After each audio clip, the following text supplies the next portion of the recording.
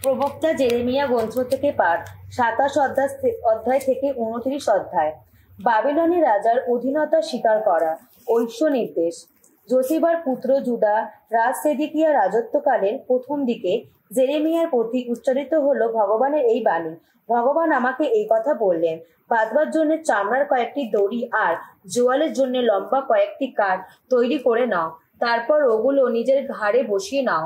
তারপর যে সমস্ত রাজদূত জেরুসালেম জুদার রাজা সেদেকিয়ার কাছে এসেছে তাদের হাত দিয়ে ওই জোয়ালগুলো পাঠিয়ে দাও এদমের রাজা, মোয়াবের রাজা, আমনীয়দের রাজা, তুরসের রাজা ও সিদনের রাজার কাছে। ওই রাজদূতদের এই আদেশ দিও, তারা যেন নিজেদের মনিবদের গিয়ে বলে, ইসরায়েলি ঈশ্বর স্বয়ং বিশ্বপতি ভগবান বলছেন, তোমরা নিজেদের মনিবদের এই কথা বলবে, আমি নিজেই আমার মহাশক্তি দিয়ে নিজে বাহু প্রসারিত করে এই পৃথিবীকে এবং পৃথিবীর বুকে যত মানুষ ও পশু রয়েছে সবই রচনা করেছি। এই পৃথিবীর ভার আমি যার হাতে দেওয়া উচিত বলে মনে করি তার হাতেই দিয়ে থাকি। এখন আমি তোমাদের সমস্ত দেশের ভার তুলে দিচ্ছি আমার সেবক বাবিলনের রাজা নেবুকাদনেজারের হাতে। এমনকি বন্য যত পশুর ভার তুলে দিচ্ছি এই তারই হাতে। ওরা তো তারই সেবা করবে যতদিন না তার নিজেরা দেশের পালা হাসে, যতদিন না বহু জাতি ও মহান যত রাজা তাকে বশীভূত করে, ততদিন সকল জাতি তারা সেবা করে চলবে এবং তারপরে তার পুত্রে এবং তার পৌত্রের সেবা করে চলবে। এই সময় যে জাতি যা রাজ্যে বাবিলনের রাজা নেবুকাদনেজারের সেবা করতে চাইবে না, বাবিলনের রাজার সেই জোয়ালের নিচে ঘাড় পেতে দেবে না, আমি তলোয়ার, দুর্ভিক্ষ ও মহামারীর আঘাত এনে সেই জাতিকে শাস্তি দেব, যতদিন না ওই রাজার হাত দিয়ে তাকে সম্পূর্ণ বিলুপ্ত করি। এই কথা শোনাচ্ছেন স্বয়ং ভগবান। তাই তোমাদের ওই যে সব প্রবক্তা, গণক, স্বপ্নদর্শী, নিমিত্তবিদ ও মন্ত্রজালিক বাবিলনের রাজার সেবা করতে তোমাদের নিষেধ করে, তোমরা তাদের কারো কথাই শোনো না। তারা তো মিথ্যা যত পাবক্তিক বাণী তোমাদের শুনিয়ে বেড়াচ্ছে। ফলে শেষে তোমাদের নিজেদের দেশ থেকে তোমাদের দূর করে দেওয়া হবে। আমি নিজেই তোমাদের দেশান্তরে পাঠাবো, আর তখন প্রাণে মরবে তোমরা। এদিকে যে জাতির মানুষেরা বাবিলনের রাজার সেই জোয়ালের নিচে ঘাড় পেতে দেবে, তার সেবা করে চলবে, আমি কিন্তু সেই জাতির মানুষদের স্বদেশে থাকতেই দেব। এই কথা শোনাচ্ছেন স্বয়ং ভগবান। তারা সেখানে চাষের কাজ করবে, বসবাস করবে। আমি তখন জুদার রাজা সেদেকিয়াকে একই ধরনের বাণী শুনিয়ে বললাম, আপনারা বরং বাবিলনের রাজার সেই জোয়ালের নিচে ঘাড় পেতে দিন তার এবং তার জনগণের সেবা করে চলুন, তাহলেই আপনারা প্রাণে বাঁচতে পারবেন। যে জাতির বাবিলনের রাজারা সেবা করতে চাইবে না, ভগবান তলোয়ার, দুর্ভিক্ষ, মহামারীর আঘাতে তাদের যে মৃত্যুর ভয় দেখিয়েছেন, আপনিও আপনার জনগণ কেনই বা সেই মৃত্যুর মুখে পড়তে যাবেন? ওই যে প্রবক্তারা বাবিলনের রাজার সেবা করতে আপনাদের নিষেধ করে মৃত্যুর মুখে পড়তে যাবেন, আপনারা ওদের কোনো কথাই কান শুনবেন না। ওরা তো মিথ্যাযত প্রাবক্তিক বাণী আপনাদের শুনিয়ে বেড়াচ্ছে। ভগবান নিজেই বলছেন, আমি তো দূত করে পাঠাইনি ওদের, ওরা আমার নাম দিয়ে মিথ্যাযত প্রাবক্তিক বাণী শুনিয়ে বেড়াচ্ছে। ফলে আমি কিন্তু তোমাদের দেশান্তরে পাঠাবো, আর তখন প্রাণে মরবে তোমরা। হ্যাঁ, তোমরা আর সেই সঙ্গে সেই প্রবক্তারা ও যারা এখন ওসব বাণী তোমাদের শুনিয়ে বেড়াচ্ছে। আমি তখন যাজকদের আর এই জাতি সকলকে বললাম, ভগবান এই কথা বলছেন, ওই যে প্রবক্তারা তোমাদের জেনে রাখো, ভগবানের আপন গৃহের যত জিনিসপত্র শীঘ্রই বাবিলন থেকে এখানে ফিরিয়ে আনা হবে। তোমরা কিন্তু ওদের এই কথা কান দিও না। ওরা তো মিথ্যাযত প্রাবক্তিক বাণী তোমাদের শুনিয়ে বেড়াচ্ছে। না, ওদের কথা কান দিও না তোমরা, বরং বাবিলনের রাজার সেবা করো, তাহলে তোমরা প্রাণে বাঁচতে পারবে। এই নগরী ধ্বংস হয়ে যাবে। এমনটি হওয়া উচিত কি? ওরা যদি সত্যি প্রবক্তা হয়, ভগবানের বাণী যদি সত্যি ওদের জানা থাকে, তাহলে ওরা বরং বিশ্বপতি ভগবানের কাছে মিনতি জানাক, যে সমস্ত মূল্যবান জিনিসপত্র ভগবানের গৃহে, জুদার রাজার প্রাসাদে ও জেরুজালেমে এখনো রয়েছে, সেই সব কিছু যেন বাবিলনে নিয়ে যাওয়া না হয়। কেননা যে মহা স্তম্ভ দুটি, সাগর আধারটি, জলাধার শকটগুলি আর অন্য যত জিনিসপত্র এই নগরীতে এখানে রয়েছে, সেই সব কিছু সম্বন্ধে বিশ্বপতি ভগবান তো বাণী শুনিয়েছেন। বাবিলনের রাজা নেবুকাদনেজার যখন জেরাকিমের পুত্র জুদারাজ জেকনিয়াকে আর সেই সঙ্গে জুদা ও জেরুজালেমের যত গণ্যমান্য ব্যক্তিকে জেরুজালেম থেকে বাবিলনে নির্বাসিত করেছিলেন, তখন তিনি ওই যে সব জিনিসপত্র সঙ্গে নিয়ে যাননি। ওই যা কিছু ভগবানের গৃহে, জুদার রাজার প্রাসাদে ও জেরুজালেমে এখানে রয়েছে, সেই সব কিছু সম্বন্ধে ইসরায়েলের ঈশ্বর বিশ্বপতি ভগবান নিয়ে কথা বলছেন। ওগুলোকে বাবিলনে নিয়ে যাওয়া হবে, ওগুলো থাকবে সেখানে যতদিন না ওগুলো দিয়ে আমি নজর দিই। এ হতে শুনেছেন স্বয়ং ভগবান। তারপর ওগুলোকে আমি এখানে ফিরিয়ে আনবো, এখানে আবার রেখে দেবো। সেই একই বছরে জুদার রাজা সেদেকিয়া রাজত্বের প্রথম দিকে, তার রাজত্বকাল চতুর্থ বছরের পঞ্চম মাসে, আজরের পুত্র অর্থাৎ গিবিয়ন নগরের প্রবক্তা হানানিয়া ভগবানের গৃহে যাজকদের ও সেখানে উপস্থিত সকলের সামনে আমাকে এই কথা বললেন। ইসরায়েলের ঈশ্বর স্বয়ং বিশ্বপতি ভগবান এই কথা বলছেন, আমি এবার বাবিলনের রাজা চাপিয়ে দেওয়া জোয়ালটা ভেঙে ফেলবো। বাবিলনের রাজা নেবুকাদনেজার ভগবানের নিকটে যে সমস্ত জিনিসপত্র এখান থেকে সরিয়ে ফেলে বাবিলনে বয়ে নিয়ে গেছে, সবই আমি 2 বছরের মধ্যে এখানে আবার ফিরিয়ে আনবো। আর সেই সঙ্গে এখানে ফিরিয়ে আনবো জেয়াকিমের পুত্র জুদারাজ জেকেনিয়াকে এবং জুদা থেকে নির্বাসিত হয়ে যারা বাবিলনে গেছে তাদের সকলকে। এই কথা শোনাচ্ছেন স্বয়ং ভগবান। হ্যাঁ, আমি বাবিলনের রাজারা চাপিয়ে দেওয়া সেই জোয়ালটা ভেঙে ফেলবই। তখন প্রবক্তা জেরেমিয়া ভগবানের গৃহে দাঁড়িয়ে থাকা যাজকদের ও সমস্ত লোকেদের সামনে প্রবক্তা হানানিয়াকে উত্তর দিলেন। তিনি বললেন, বেশ তো, তাই হোক, ভগবান তাই করুন। বাবিলন থেকে ভগবানের গৃহটির যত জিনিসপত্র এবং নির্বাসিত যত মানুষকে এখানে ফিরিয়ে এনে ভগবান তোমার এই ভবিষ্যৎবাণী সত্য করে তুলুন। তবে আমি এখন তোমাকে এবং উপস্থিত সকলকে যে কথা শোনাচ্ছি, যে কথা মনে দিয়ে শোনো। সেই সুপ্রাচীন কাল থেকে যেসব প্রবক্তা তোমার আর আমার আগে এসেছেন, তারা তো বহু বহু দেশের বিরুদ্ধে, বিরাট বিরাট রাজ্যের বিরুদ্ধে যুদ্ধ, অমঙ্গল, মহামারী ভবিষ্যৎবাণী করে গেছেন। কিন্তু যে প্রবক্তা সুখ শান্তি ভবিষ্যৎবাণী করেন, তিনি তো সত্যি ভগবানের প্রেরিত প্রবক্তা। সেটা শুধুমাত্র তখনই বোঝা যায় যখন তার সেই ভবিষ্যৎবাণী সত্য হয়ে ওঠে। প্রবক্তা হানানিয়া তখন প্রবক্তা জেরেমিয়ার ঘাড়ে যে জোয়ালটা ছিল সেটা তুলে নিয়ে ভেঙে ফেললেন। তারপর তিনি সমস্ত লোকেদের সামনে বলে উঠলেন, স্বয়ং ভগবান এই কথা বলছেন, আমি এমনি করে 2 বছরের মধ্যে সকল জাতির ঘাড় থেকে বাবিলনের রাজা নেবুকাদনেজারে চাপিয়ে দেওয়া জোয়ালটা তুলে নিয়ে ভেঙে ফেলবো। তখন প্রবক্তা জেরেমিয়া সেখান থেকে চলে গেলেন। প্রবক্তা জেরেমিয়ার ঘাড়ে যে জোয়ালটা ছিল, প্রবক্তা হানানিয়া তা তুলে নিয়ে ভেঙে ফেলার পর জেরেমিয়ার প্রতি উচ্চারিত হলো ভগবানের এই বাণী, তুমি হানানিয়াকে গিয়ে বলো, স্বয়ং ভগবান এই কথা বলছেন, তুমি কাঠের জোয়াল ভেঙেছো বটে, কিন্তু তার বদলে তুমি গড়ে তুলবে লোহারি জোয়াল। ইসরায়েল ঈশ্বর স্বয়ং বিশ্বপতি ভগবান তো এই কথা বলছেন, আমি এখন ওই সব জাতির ঘাড়ে চাপিয়ে দেবো একটা লোহার জোয়াল, যাতে তারা বাবিলনের রাজা নেবুকাদনেজারের দাসত্ব করে। হ্যাঁ, তারা তার দাসত্ব করবে, এমনকি যত বন্য পশুকে ও তার হাতে তুলে দেবো আমি। তখন প্রবক্তা জেরেমিয়া প্রবক্তা হানানিয়াকে বললেন, শুনে রাখো হানানিয়া, ভগবান তোমাকে এখানে প্রেরণ করেননি। আর তুমি কিনা মিথ্যা কথা শুনিয়ে এই জাতির মানুষদের মনে আশা ভরসা জাগিয়েছ, তাই স্বয়ং ভগবান এই কথা বলছেন, তোমাকে এই পৃথিবীর বুক থেকে সরিয়ে ফেলবো আমি। তুমি এই বছরই মরবে, কেননা সকলকে তুমি ভগবানের প্রতি অবিশ্বস্ত হতে শিখিয়েছ। ঠিক সেই বছরের প্রথম মাসে প্রবক্তা হানানিয়া মারা গেলেন। নির্বাসিত লোকেদের মধ্যে যে প্রবীণরা প্রাণে বেঁচেছিলেন এবং নেবুকাদনেজার যে যাজকদের, প্রবক্তাদের ও অন্য সকলকে জেরুজালেম থেকে বাবিলনে নির্বাসিত করেছিলেন, প্রবক্তা জেরেমিয়া তাদের সবার কাছে যে চিঠি জেরুজালেম থেকে পাঠিয়েছিলেন, এই হলো সেই চিঠির বয়ান। রাজা জেকনিয়া ও রাজামাতা পদস্থ রাজকর্মচারীরা এবং জুদা ও জেরুজালেমের নেতৃত্বরা, কারিগরেরা ও ধাতুশিল্পীরা সবাই যখন জেরুজালেম থেকে চলে গিয়েছিল, জেরেমিয়া তার পরে এই চিঠি পাঠিয়েছিলেন। তিনি সাফানের পুত্র এলেয়াসা এবং হিলকিয়ার পুত্র গেমারিয়ার হাত দিয়ে তা পাঠিয়েছিলেন। সেই সময়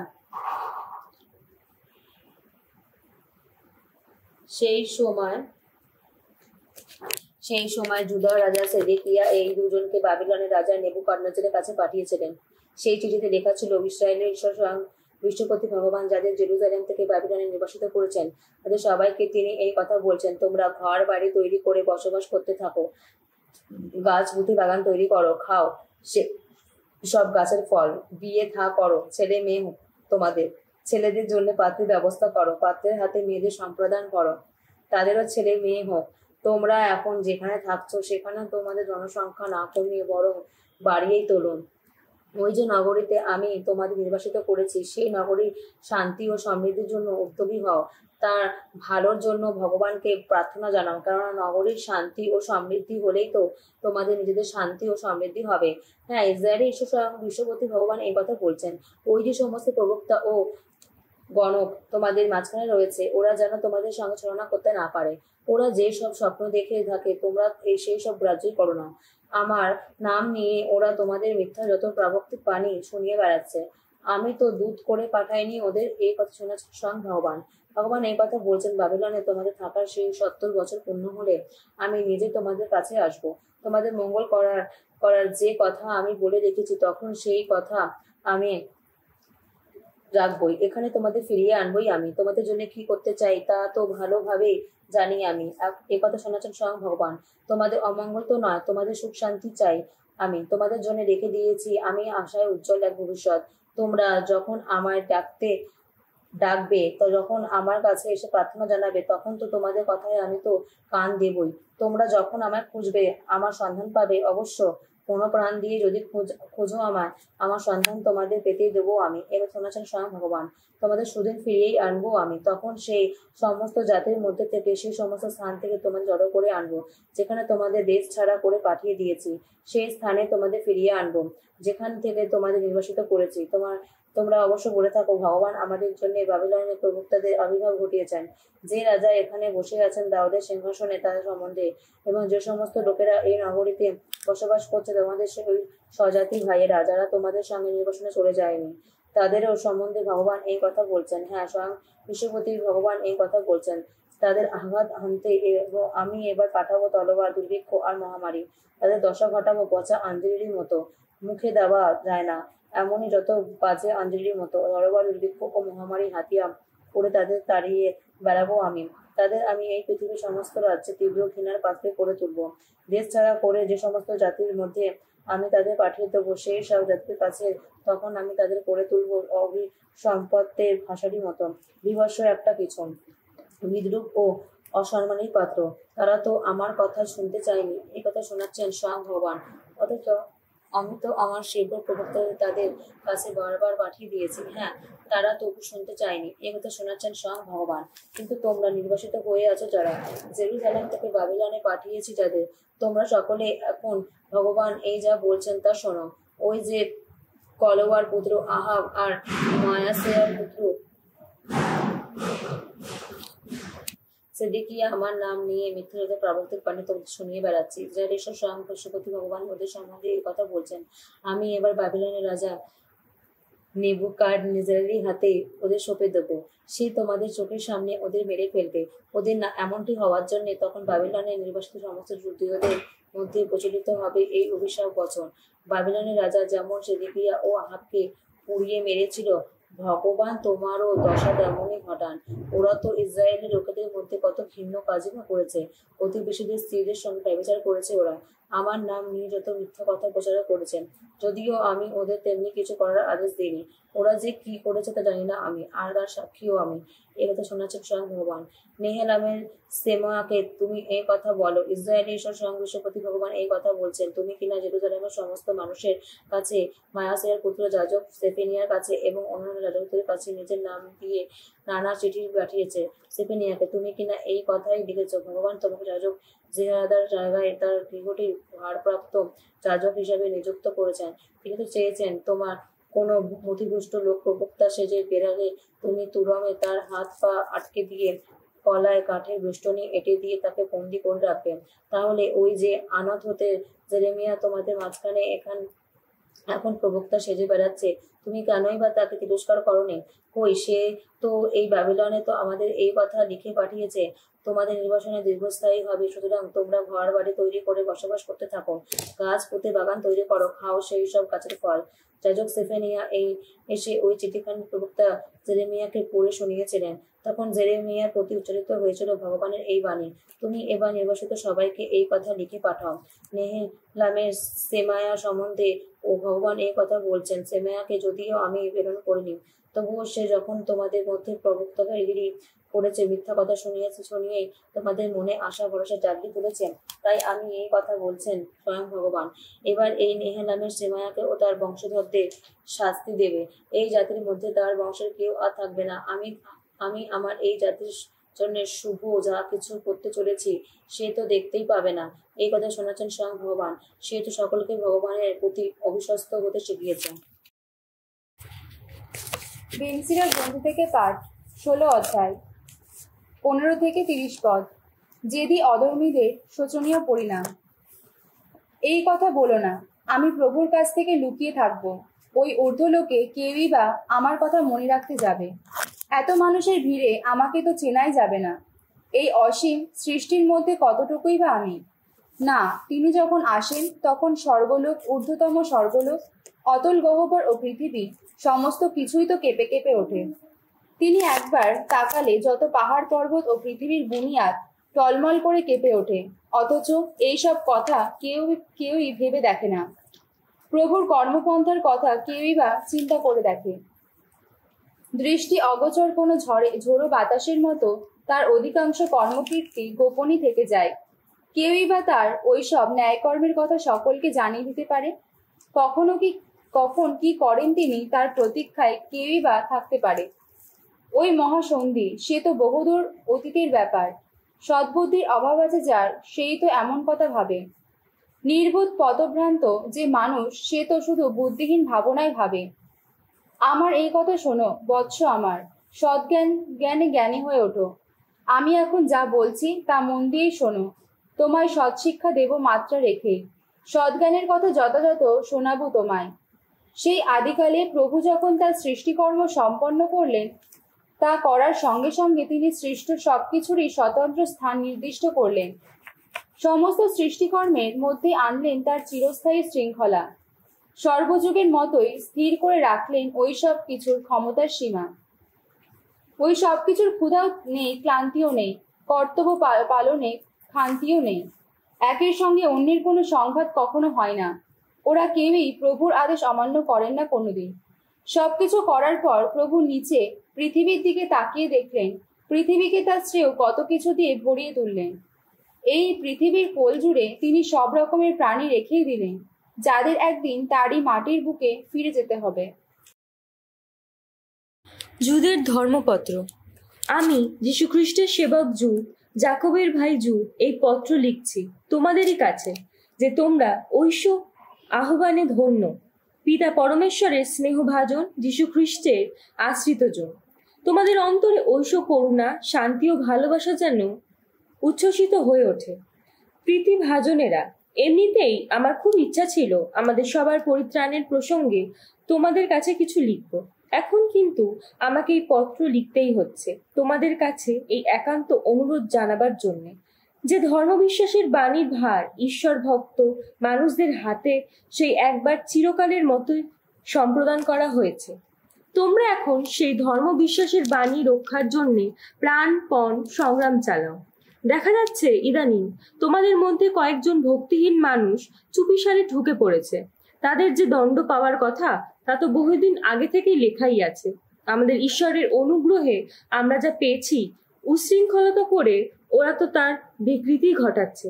এমনকি আমাদের একমাত্র জীবন স্বামী ও প্রভু যীশু খ্রিস্টকে ওরা তো অস্বীকারও করছে। আমি এখন যেসব ঘটনার কথা বলবো, তোমরা যদিও সেসব কথা ভালোভাবেই জানো, তবুও তা তোমাদের আবার মনে করিয়ে দিতে চাই। প্রভু একবার ইসরায়েল জাতিকে মিশর দেশ থেকে উদ্ধার করে এনেছিলেন বটে, কিন্তু পরে যারা তাকে অবিশ্বাস করেছিল তিনি তাদের ধ্বংসই করেছিলেন। তেমনি যেসব স্বর্গদূত নিজেদের সেই পদমর্যাদা বজায় রাখেননি, বরং নিজেদের সেই মহা আবাসটি ছেড়ে চলেই গিয়েছিলেন, তিনি তো সেই মহা দিনটিতে তাদের বিচার করবেন বলেই তমসা লোকের গভীরে চির শৃঙ্খলেই তাদের বেঁধে রেখেছেন। সদম, গমরা আর আশেপাশে সেই সব শহরের ব্যাপারটাও তো একই রকম। সেখানকার লোকেরাও তো ওই স্বর্গদূতদের মতোই ভ্রষ্টাচারী হয়েছিল।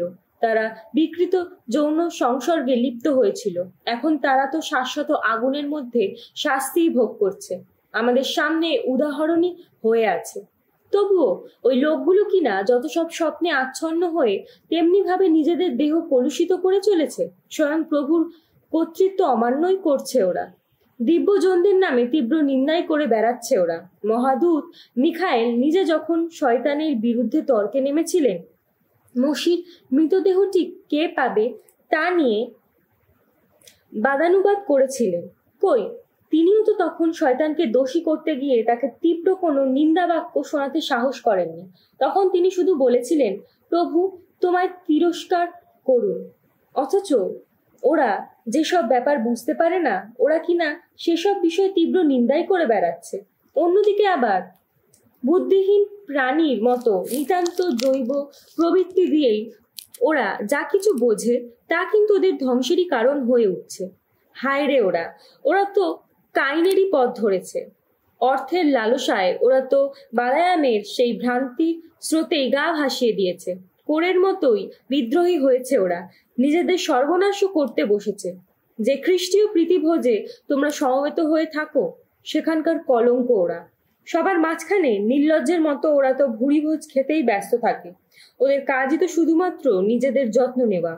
ওরা যেন বাতাসে ভেসে যাওয়া জলহীন মেঘেরই মতো, ফসলের ঋতুতেই ফলহীন তেমন সব গাছেরই মতো, শেকড় শুদ্ধ উপড়ে ফেলা দুবার মরে যাওয়া তেমন সব গাছেরই মতো। ওরা তো সমুদ্রের উন্মত্ত ঢেউয়ের মতো, নিজেদের নির্লজ্জতার ফেনা ছিটিয়ে বেড়ায় ওরা। ওরা যেন লক্ষ্যহীন নক্ষত্রেরই মতো। ওদের জন্য চিরকালের মতো আলাদা করে রাখা আছে ঘনতম অন্ধকারের ঢাকা সেই তমসার দেশ। ওদেরই কথা ভেবে আদম বংশের সপ্তম পুরুষের মানুষ এনোক ভবিষ্যদ্বাণী করে বলেছিলেন, ওই দেখো, নিজের হাজার হাজার পবিত্র দূতকে সঙ্গে নিয়ে স্বয়ং প্রভু আসছেন। এবার তিনি সকলেরই বিচার করবেন। ভক্তিহীন মানুষ ভক্তিহীনতার পরিচয় দিয়ে যা কিছু অধর্ম করেছে, ভক্তিহীন পাপী মানুষ তার বিরুদ্ধে যা কিছু তীব্র নিন্দার কথা বলেছে, সেই সব কিছুর জন্য তিনি এবার তাদের সকলকেই দোষী সাব্যস্ত করবেন। ওরা তো সদা অসন্তুষ্ট মানুষ। ওদের কাজ হচ্ছে শুধু অভিযোগ জানিয়ে যাওয়া, নিজেদের কামনা বাসনার পথে ছুটে যাওয়া, যত আস্ফালনের কথা বলে যাওয়া, আর নিজেদের স্বার্থ সিদ্ধির জন্যে পরে তোষামোদ করে যাওয়া। কিন্তু প্রীতিভাজনেরা, আমাদের প্রভু যীশু খ্রিস্টের প্রেরিত দূতেরা ভবিষ্যবাণী করে যা বলে গেছেন, তোমরা কিন্তু তা মনে রেখো। তারা তো বারবার বলেছেন, অন্তিমকালে জগতে এমন সব মানুষ থাকবে, ধর্মকে নিয়ে ব্যঙ্গ বিদ্রুপ করাই যাদের স্বভাব, যারা নিজেদের ভক্তিহীন হৃদয়ের যত কামনা বাসনার পথেই ছুটে চলে। ওরা তো সেই ধরনের লোক। ওরা তো মানুষে বিভেদ ঘটায়। ইন্দ্রিয় সর্বস্ব মানুষ ওরা। আধ্যাত্মিক বলতে কোনো কিছুই নেই ওদের মধ্যে। তাই বলছি, প্রীতিভাজনেরা, তোমরা যে পরম পবিত্র সত্যে বিশ্বাসী, তোমরা কিন্তু সেই সত্যেরই ভিত্তিতে নিজেদের জীবন গড়ে তোলো। পবিত্র আত্মার প্রেরণা প্রার্থনা করো। সর্বদা পরমেশ্বরের ভালোবাসার আশ্রয়েই থাকো। শাশ্বত জীবন পাওয়ার জন্যে আমাদের প্রভু যীশু খ্রিস্টের করুণার প্রত্যাশী হয়েই থেকো। যাদের মনে দ্বিধা সংশয় রয়েছে, তাদের মনে দৃঢ় বিশ্বাস জাগাতে চেষ্টা করো। আগুনের মধ্য থেকে ছিনিয়ে নিয়ে এসেই তাদের রক্ষা করো। অন্যদের সঙ্গেও সদয় ব্যবহার করো, কিন্তু সাবধানে থেকো। দেহ লালসার কলুষিত কারোর পোশাকটাও ঘৃণার চোখেই দেখো। যিনি শ্রীলগ্নের হাত থেকে তোমাদের রক্ষা করার ক্ষমতা রাখেন, অনিন্দ্রিয় করে তোমাদের যিনি পরম আনন্দের মধ্যে নিজের মহিমাময় সান্নিধ্যে নিয়ে আসতে পারেন, আমাদের প্রভু যীশু খ্রিস্টের ত্রাণ কর্মে আমাদের পবিত্রতা যিনি, সেই এক ও অদ্বিতীয় পরমেশ্বরের মহিমা, মাহাত্ম্য, পরাক্রম ও মহাক্ষমতার কথা চিরকৃতি হোক সর্বকালের আগে থেকে আজও পর্যন্ত, কালে কালান্তরে। আহা, তাই হোক।